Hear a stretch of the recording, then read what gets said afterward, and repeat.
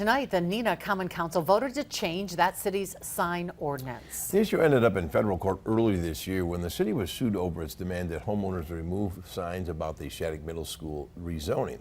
Samantha Cabale attended tonight's meeting. She joins us now in the newsroom with more details. Samantha.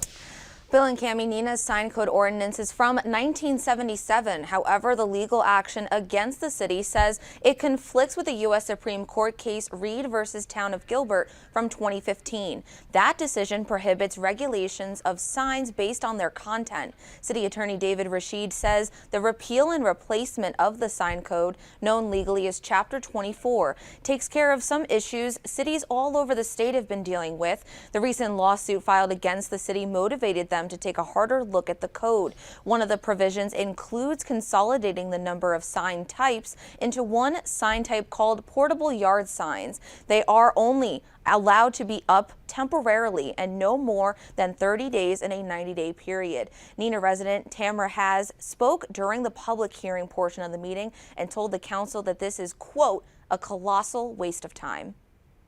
I guess I didn't realize that free speech had a time limit in Neenah, which is what this change in the sign code, as well as the previous sign code, amounts to, is that free speech is limited.